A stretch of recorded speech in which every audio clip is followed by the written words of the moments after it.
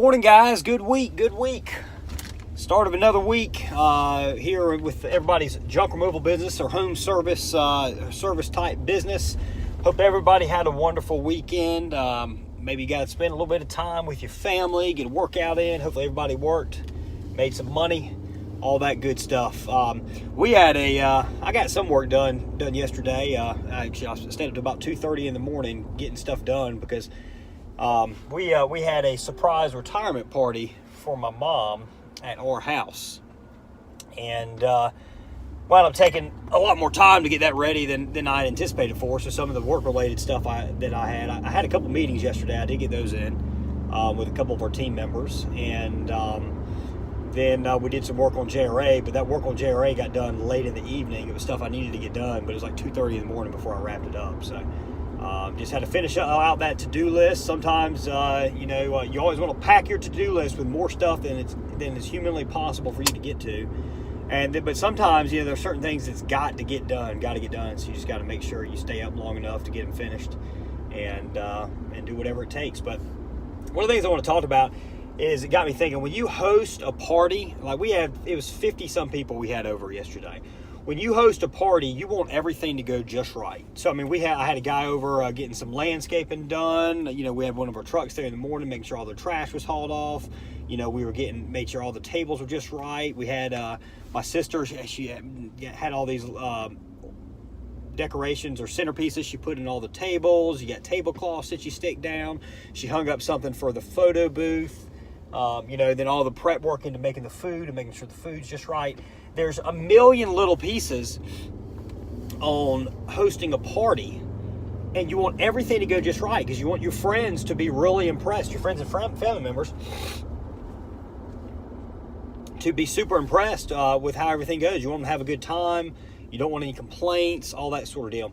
You need to treat your business kind of the same way. So, actually, the business should really be, you should put even more attention to detail in it.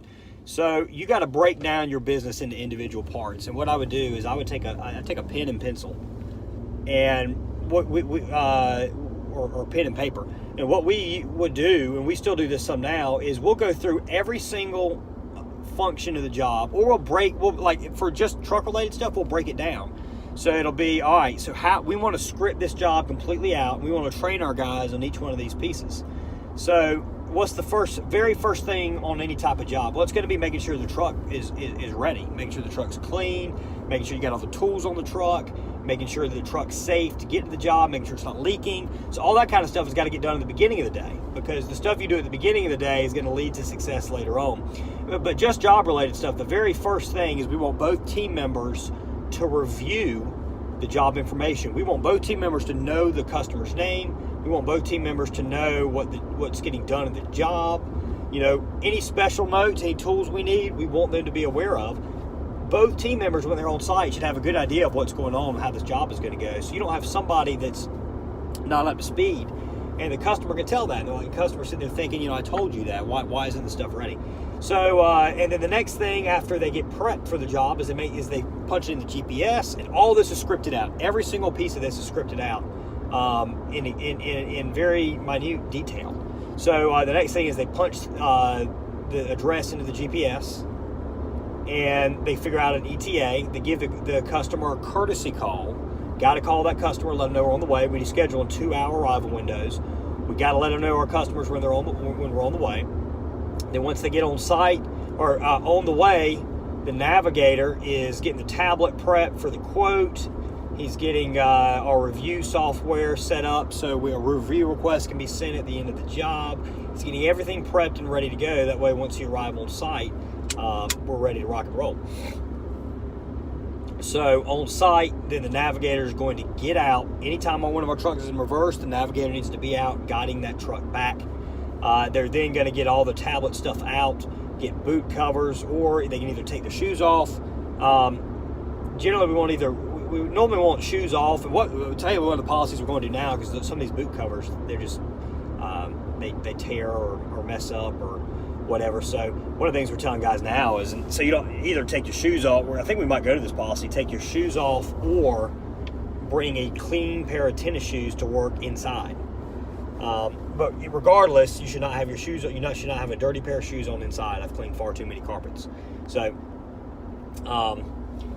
anyway, so that's that. That part that gets them ready to go inside. They then walk up. They ring the doorbell, and then they take 2 steps down the stairs. I've read numerous studies. There's a pizza delivery guy, that found he got far more tips when he took 2 steps down. If he didn't take any steps down, he was too close. The people felt like he was invading their personal space. If he took more than 2 steps down, he found that people thought he was distant. He didn't really care. He was kind of shady. But that 2 steps was the perfect balance between being shady and being too up in your face. He got more tips then, so we tell our guys, ring the doorbell, take 2 steps down. That's the level of detail we're talking about. I won't go through the rest of the job, but break everything down into a level of detail. And you test the stuff too. Now, JRA, we've done testing. We know what works. But on your, if you're not working with JRA, do your own testing. So figure out, job satisfaction. Is it 1 step down, 2 steps down, 3 steps down? It's probably going to be the same that pizza delivery guy found. He's going to get more tips with 2 steps. So, generally you're going to find your best result's going to be on 2 steps. But, it could be you mess with how you greet the customer. Just extreme detail needs to be taken, and on the words your team members use and all like that. They need to be trained on doing that kind of stuff. So, and the way to enforce that is a secret shopper program. So you select some customers and you talk with them about being a secret shopper, or you have friends. Basically what you do is you cover the cost of the job, and you put body cameras on the customers. So you stick body cameras on the customers, and then they have this long questionnaire they fill out, and in exchange for doing that, they get the job done for free. And then you review the footage with your team. That's the best way of going about the secret shopper program for this, because you can't be on site. If you are on site, it's going to throw off. People aren't going to do what they normally do when the boss is on site. They're going to do exactly what they should do. So you want to see what they're going to do when the boss isn't on site, and that's the best way. Body cameras on the customers and have them fill out a questionnaire. And generally, you want to be the only person that knows about it. So you even have them call up, and you have them book with your call staff. If you're using the JRA call center, even then do it. Is the JRA call center doing what they're supposed to be doing?